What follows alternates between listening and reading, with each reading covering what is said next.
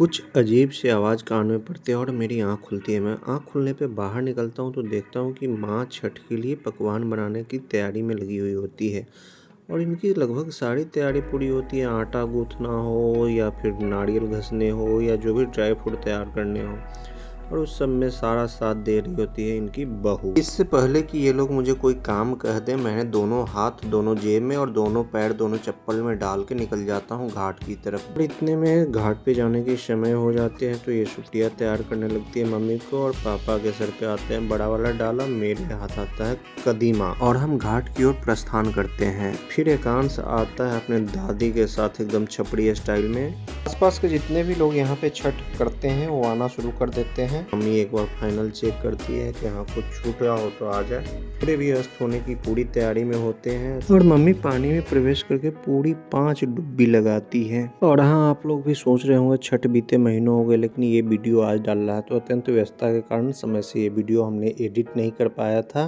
विलम्ब के लिए अत्यंत खेद है, क्योंकि इंडिया में समय से तो बस घड़ी चलती है। मम्मी स्नान करके आ जाती है, फिर हाथ पे नारियल लेके खड़ी हो जाती है जल में, इंतजार में कि सूर्य देव अब अस्त होंगे। और सूर्य देव छठ वाले दिन पहले दिन अस्त विलंब से होते हैं और उदय भी विलंब से होते हैं। सूर्य देव आंखों से ओझल होने शुरू हो जाते हैं तो आ जाती है अर्घ्य अर्पण के लिए। जो भी जितने भी अर्घ्य होते हैं उससे बारी बारी से सूर्य देव को अर्पण किया जाता है। और इस कार्य में फिल्माने में सहयोग मेरी है और अर्घ्य देने में सहयोग पूरी तरह से पापा का था। कदीमा सबसे हेवी अर्घ्य था जो कि सबसे लास्ट में दिया गया था।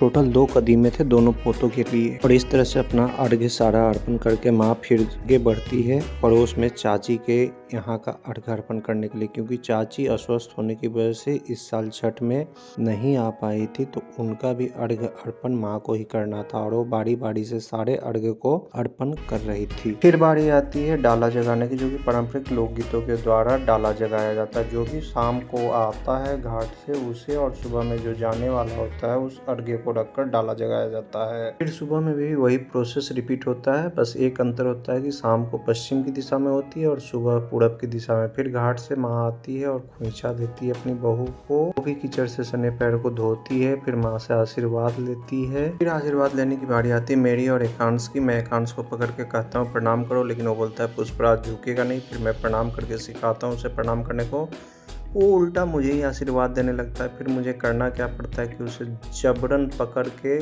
झुकाना पड़ता है, ताकि कैसे भी वो माँ का पैर छूकर आशीर्वाद ले। बहुत मिन्नत और बहुत ज़बरदस्ती करने के बाद उसे किसी तरह मम्मी का पैर छुआता हूँ, तब जाकर उसे पैर छूता है और आशीर्वाद लेता है मम्मी से। और अब बारी आती है एक टोकरी खोल के प्रसाद उड़ाने की, और इसमें एकांश की पहली नज़र पड़ती है बनाना पे। सच्ची बताओ, जो चीज़ें पहले मैं करता था कुछ सालों पहले तक, वो अब मेरा बेटा कर रहा है। और अपने बचपन को मैं याद कर रहा हूँ कि कैसे छठ से आने के बाद टोकरी खोल खोल के प्रसाद उड़ाया जाता है। कभी मम्मी से केला छिलवा के खाता है, कभी पापा से।